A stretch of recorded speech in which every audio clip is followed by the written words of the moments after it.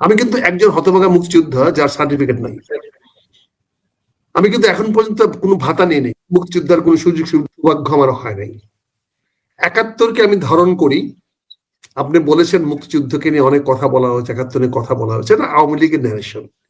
আওয়ামী লীগ মানে মুক্তিযুদ্ধ বা শেখ হাসিনা মানে মুক্তিযুদ্ধ নয়।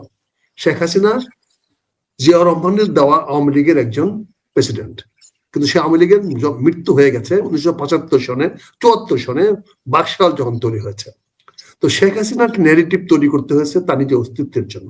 আমরা সেই ন্যারেটিভ সঙ্গে একমত নই।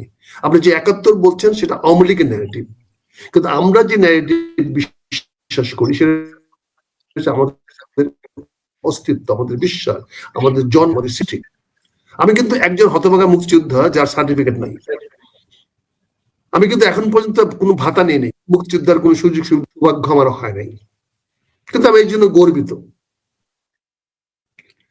আমি ২ দিবসে কোনো পদ পাইনি।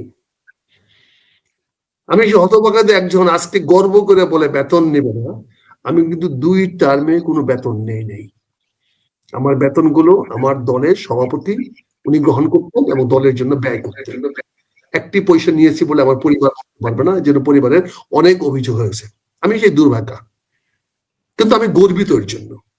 আমি নিজেকে প্রাউড ফিল করি যে আজকে রাজনৈতিক দলগুলো প্রকাশ্যে ঘোষণা দিচ্ছে তারা প্লট নিবে না, গাড়ি নিবে না, তারা বেতন ভাতা নিবে না, কিন্তু এই দুইটি না নেওয়ার দুর্ভাগ্য আমার হয়েছিল। ২ বার আমি এমপি ছিলাম, গাড়ি নেওয়ার সৌভাগ্য আমার হয় নাই।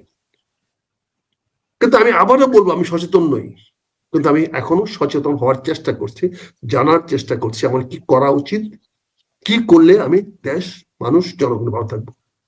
আমি তো জানি আমার ভালোর জন্য একটা প্যারাসিটামল ট্যাবলেট যথেষ্ট মাথা ব্যথা দূর করার জন্য। ডাক্তারের কাছে গেলে আমার প্যারাসিটামল দিলেই অথবা আমার পেট খারাপ হলে একটা ফ্লাজিল দিলেই আমি ভালো হয়ে যাব। কিন্তু আমি জানি না আমার জাতির মাথা ব্যথা হলে আমাকে কি করতে হবে।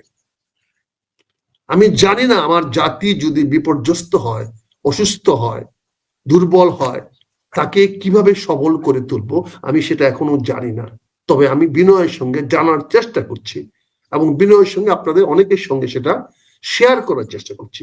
হয়তো আমার পথ, মত, বক্তব্য আপনার কাছে ভুল মনে হতে পারে, যেমন উদাহরণ আপনি দিয়েছেন, হইতে পারে, তারপরেও আমি অনেকটা অসহায়ত্ব হয়েও আমি আপনার সঙ্গে শেয়ার করতে চাই।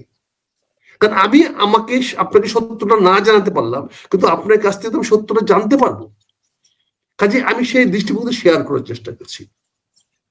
আমি বিএনপি করেছি, বিএনপি করি, যতদিন করেছি গর্বের সঙ্গে মাথা উঁচু করে করেছি। আমার দলের চেয়ারপারসনের সামনে সত্য কথা বলার মতো সেই দুর্ভাগ আমি ছিলাম, দেখাতে পেরেছি। বিনিময়ে কি পেয়েছি আল্লাহকে শুকরিয়া, তার জন্য আমার কোনো দুঃখ নেই। কিন্তু আমার নেত্রীর কাছে আমি স্পষ্ট ছিলাম, উনি আমাকে অনেক আদর করেছেন, স্নেহ করেছেন। কারা রইল বোকাপাট, কারা রইল বোকাপাট, ভেঙে ফেল রেল পাট, রক্ত জামার শিকল পুজোর ভাষণ বেদি।